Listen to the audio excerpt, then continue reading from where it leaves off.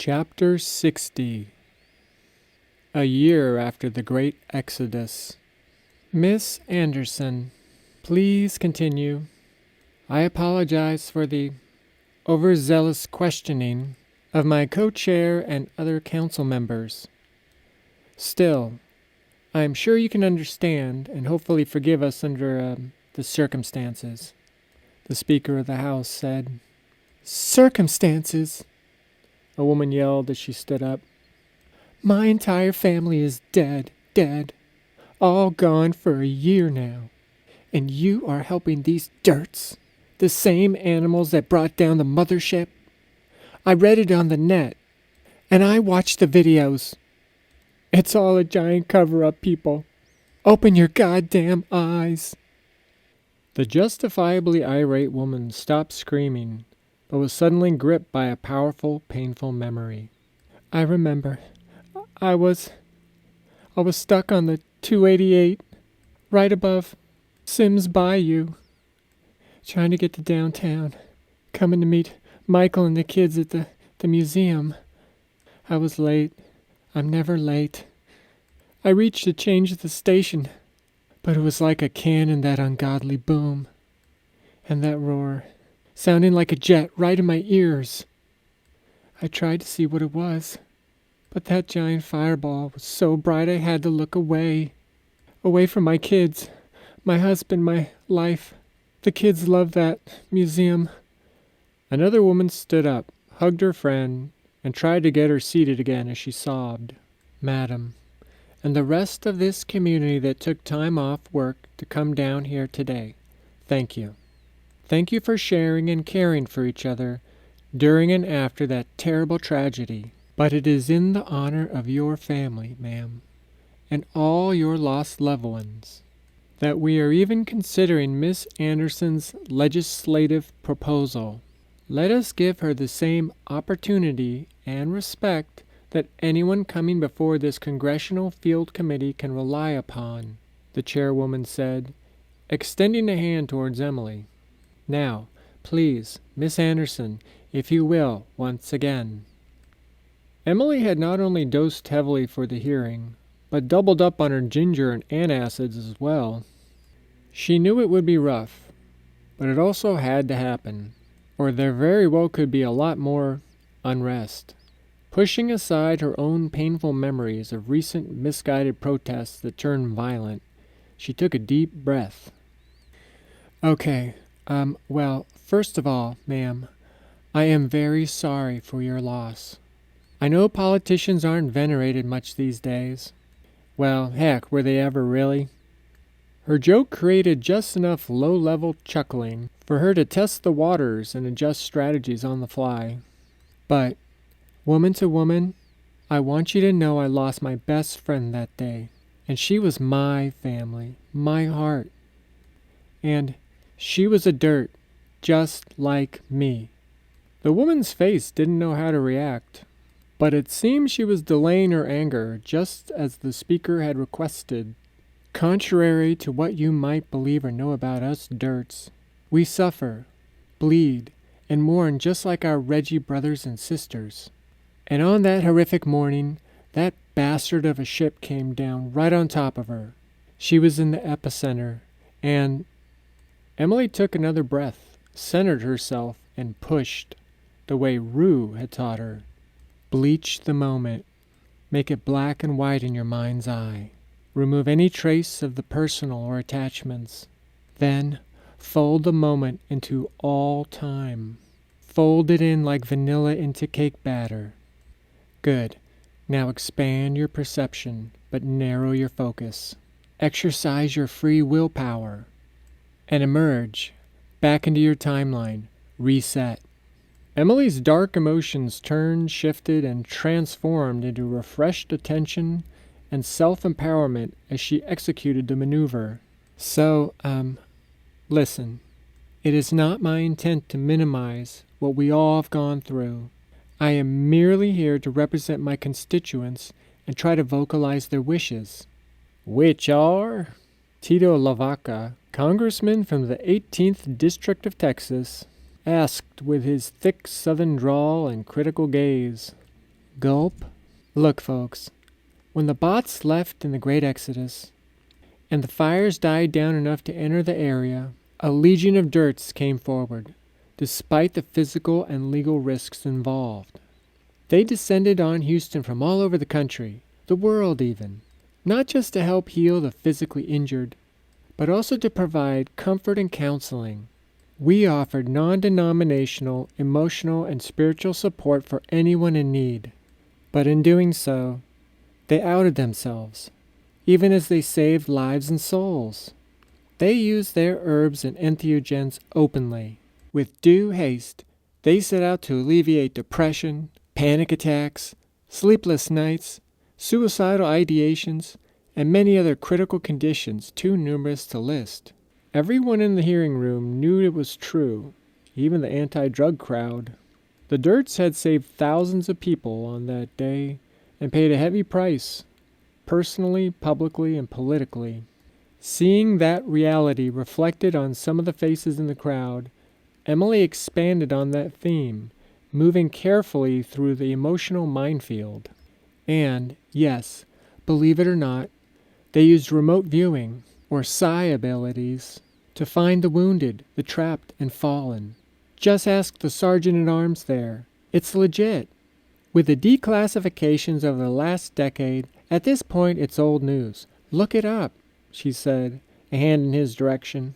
The sergeant-at-arms remained stoically stone-faced, but still wished he could wring her neck. The crowd had forgotten the disclosures in the endless streams of news and distractions. Admittedly, her argument was veering into the murky soup of conspiracy theories. But, even as Emily's legal team shook their head as if to scream, "No, please, oh my God, no," she didn't regret saying any of it. Now, fully exposed to the world, there was no going back into the shadows. For the Dirts and Reggies, the future was either peaceful coexistence or civil war. "Listen," Emily pressed, making eye contact with the crowd.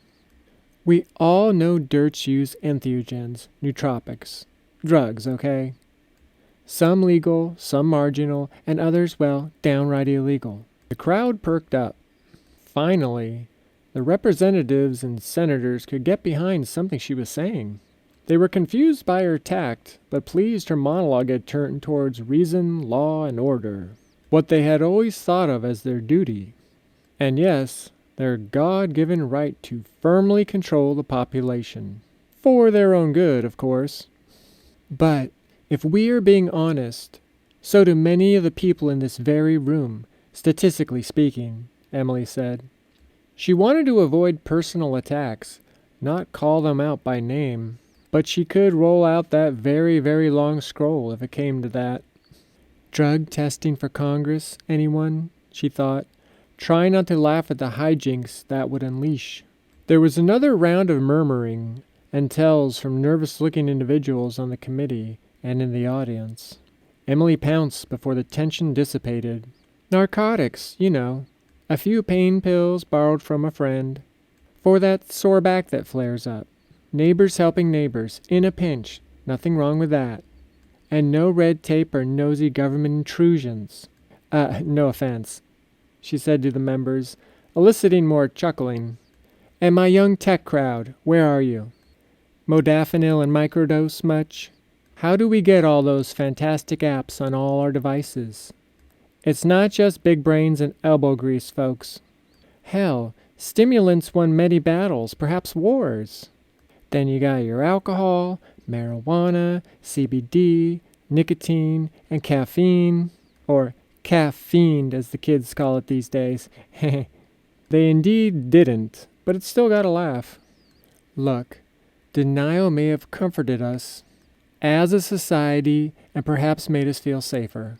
Historically, however, prohibition eventually fails, and we've paid a high price for another, more aggressive approach, vilifying the actual end users of these prohibited substances with an actual war on drugs. Now she had hit another common nerve. It had been almost 6 decades since the draconian measures to curb human nature were unleashed on America. and the long and bloody campaign, just now tapering off with the federal legalization of pot, had touched nearly every soul in that room. For many Dirts and Reggies, the countless lives destroyed by the judiciary system had been unforgivable. Emily was just about to launch into a tangent about how sacred plants and mushrooms help treat opioid and stimulant addiction, when the previously upset lady in the audience started wailing again. Others broke down under the unbearable weight of their loss and helplessness. The speaker, however, simply nodded in thoughtful agreement and issued a wrap-it-up gesture. And in the last year alone, after that initial sweep to round up those same brave Dirts that exposed themselves, they and their family had to weather all manner of violence, protests, and targeted attacks after their peaceful culture came to light.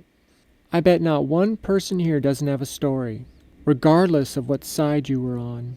And I understand it. I do. You were expecting a return to pre-bot normalcy. Instead, you get a rude awakening about a subculture you never knew existed, and right after getting sucker punched by devastation and death, no less. It was a calamity on top of a greater tragedy, no matter who you were.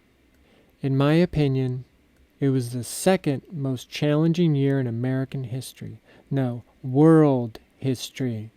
A deep silence descended in the hearing room. Emily knew she needed to fill that silence quickly and bring it home. So, I hope now you fully understand exactly who my constituents are, and everything they have sacrificed for this great country of ours, and continue to sacrifice, which is why I'm here before you today. Another fortuitous silence fell, and Emily seized the moment, full court press right to the hoop. Their request is not a simple one, but it is succinct. The Dirts seek a federal exemption on cultivating, manufacturing, possessing, and consuming all their sacred substances. Ultimately, they ask for complete and true sovereignty over their own bodies. The room exploded, but she yelled over the throng. Not legalization, a religious exemption that would provide, listen, please. The crowd settled to a low grumble, but only after a few choice words from the chairwoman. All right, go on, Miss Anderson, but I must warn the audience that any more vulgarities or threats will result in immediate ejections from these hearings. Yes, I am talking to you, sir, she said, wagging a finger at the beet-red man, who promptly sat down in a huff. Emily continued, fighting off the fatigue of not sleeping last night. Look, all they're asking for is to be left alone, to be allowed to enjoy the same freedoms and protections afforded any other organized religion under the Constitution.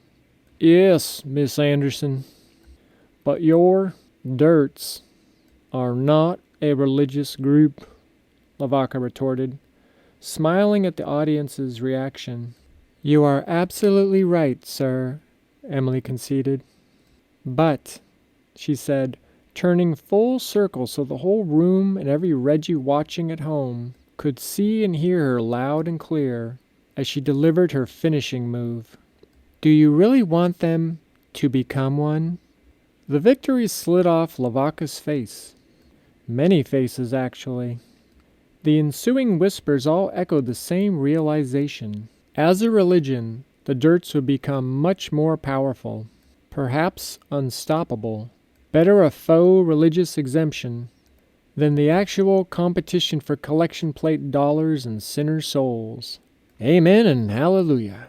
The speaker wrung her hands under the rostrum, fully recognizing the trap they had all just fallen into.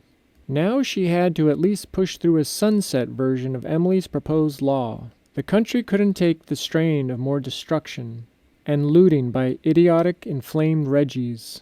Very well, Miss Anderson. This committee will deliver a mutually authorized bill of your Dirts' law to the President, as you have so named it. Temporarily, of course, for 1 trial year. It will grant U.S. citizens who self-identify as Dirts immunity from federal and state prosecution or harassment, insomuch as they are never found guilty of selling any sacred ingredients.